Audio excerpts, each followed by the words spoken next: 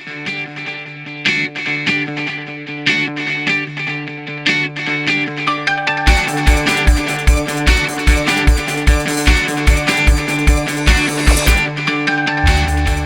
everybody. So this week what I wanted to talk about was basically just, how things have changed, how I have changed my training since things have started happening, and of course as well just how I'm changing my clients' workouts, of course, because I have plenty of clients and a lot of them, were not prepared for these sorts of big changes either. So, first off to start, I'm kind of lucky because I had a lot of gym equipment already. Like I basically had at home already a pair of, quick change power block dumbbells, go up to 50 pounds, that I bought, a few years back. I had some resistance bands. I have an adjustable bench. So I did have some equipment that I could use to work out from home. And that really, sort of put me ahead in a lot of ways, gave me a huge head start. Aside from that, I was lucky to be able to purchase a few things. Right now it's become harder to get things, pull-up bars, resistance bands, that sort of thing. A lot of them are sold out. If you order them on Amazon or on, from the Rogue Fitness store or, whatever it is, wherever you are, most things are sold out for most people, simply because there's been such a big demand for home workout equipment. And so everyone's been, a bit overloaded, and it's, been a little bit harder to get everything that people need. I've had quite a few clients, tell me that basically they, wanted to order, a pull-up bar, but they, basically all the good ones are sold out and all that's left are the crappy ones. Whatever the case, I got pretty lucky. I ordered stuff very quickly once, I started to realize, okay, I'm going to need to make some changes to my program. And so I was able to get myself a pull-up bar that is a really, really good pull-up bar, some gymnastics rings, some parallettes, both sort of the higher and the lower ones.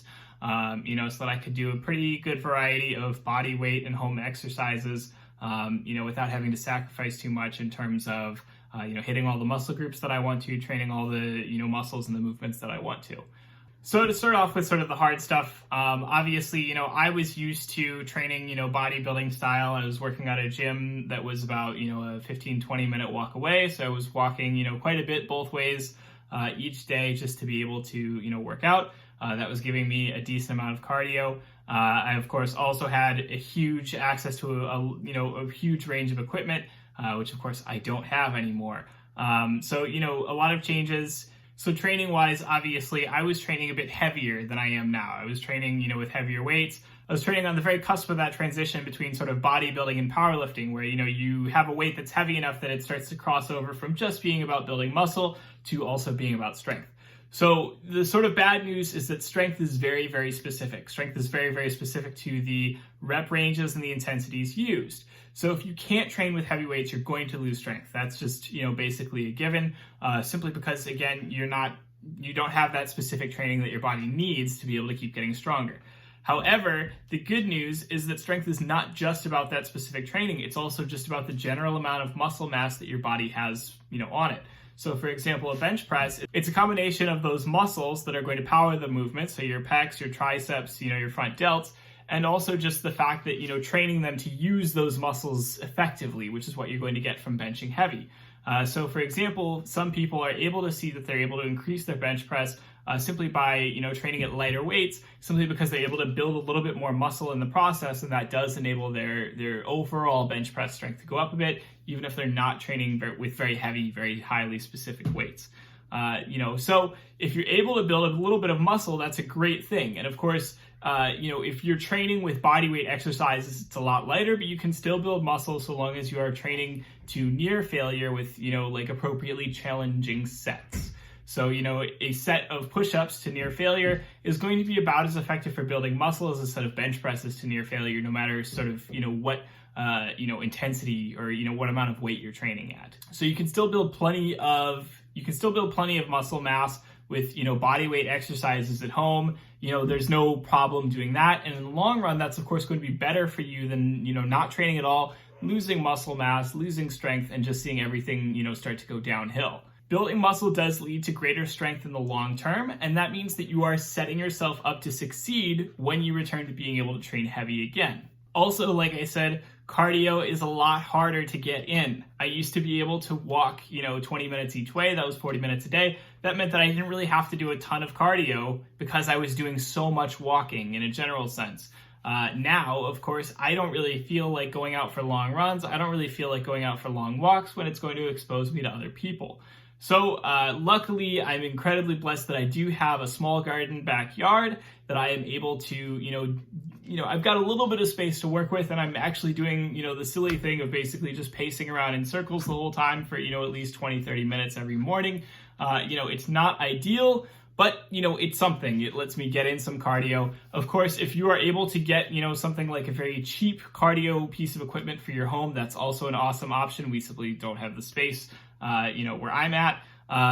You can typically get like something like a exercise bike is usually the cheapest option, and you can usually find them pretty cheap, so long as you are able to find them, of course. And it doesn't take up a ton of space. So you can typically get pretty good cardio in with a bike, maybe a rower, maybe a treadmill, but the treadmills that, you buy for homes tend to be either very expensive or very, very cheap and just break very easily because treadmills are a bit more complex, more complicated of a thing. It also means that you have to get used to new exercises. So for example, I used to do a lot of bench pressing to develop my chest. Now I have to rely on push-ups, and I hate push-ups, but it is what it is. I have to make do.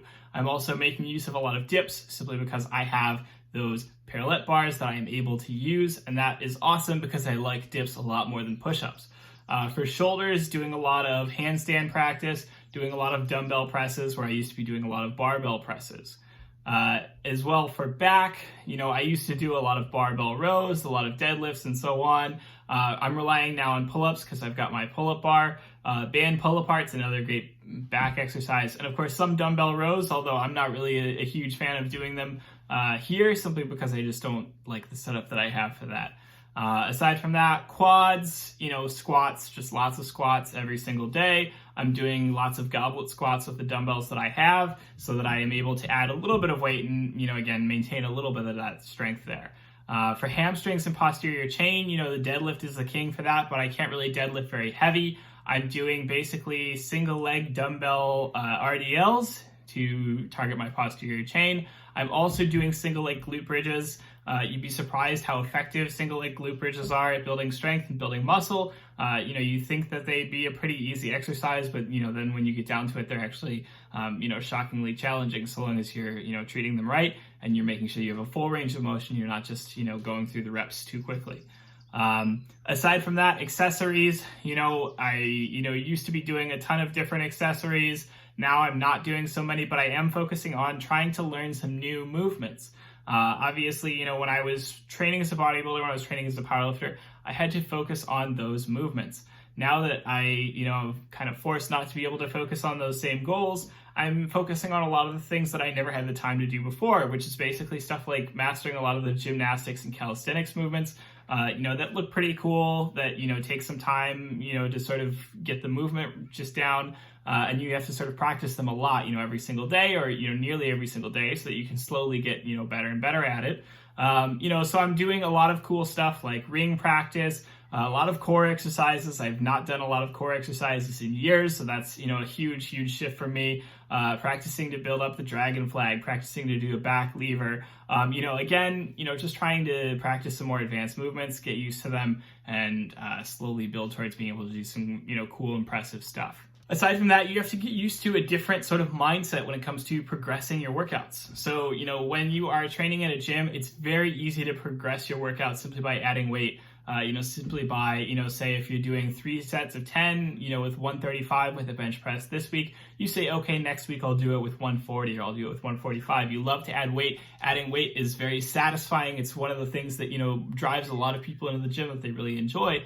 And the problem, of course, with that is that people often overshoot it by adding weight too quickly, not by not using the other options available to them by, sort of doing an intelligent mixture of sets and reps and weight, to keep progressing without, hitting a wall too quickly.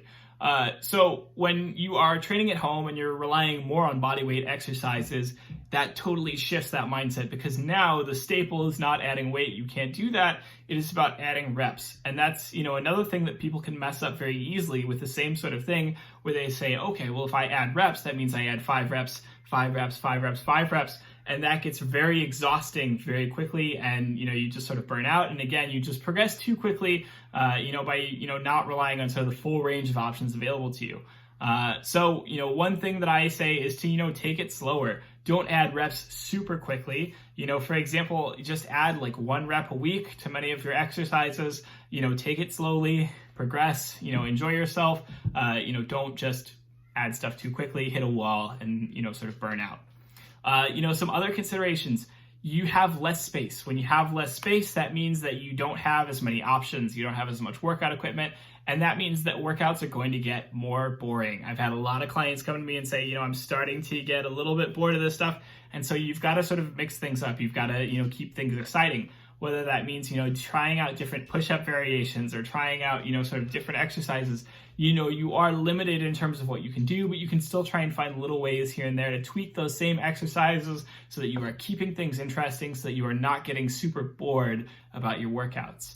Another thing is simply that because I am doing a lot more gymnastics work, or a lot more sort of upper body work, than I used to be doing, it means that, my arms and my shoulders are just toast all the time, compared to what they used to. You'd be surprised, how much of a workout you can get with your own body weight, with some gymnastics rings, with some pull-ups, compared to what it used to, be used to, putting a few hundred pounds on a bench press. You'd think that it would not be so hard, but it is. Another thing that I will add is that when you are sweating in an enclosed space, things start to smell. I cannot emphasize this enough. I've got a little office space here. This is where I do most of my workouts, and that works for me. It's awesome that I have a window right here that I can open up, I can air it out, I can get all that smell out. Please, please, please do not just be sweating around your roommates or, your family or whatever, and, not, take into account the fact that you are going to smell a little bit, honestly. So, you can still get in a very effective workout from home. Nothing is stopping you from doing that, but you do have to be a little bit more careful in terms of the way that you go about it, in terms of sort of your approach to it. Hopefully these tips and tricks will help you out a little bit. This is, again, sort of, some stuff that I've learned based on changing my own workouts, based on changing the workouts of my clients, and, finding out what works for me and what works for them. So, hopefully this will help you out as well. If you like this video, don't hesitate to give us a like, help out with the YouTube algorithm.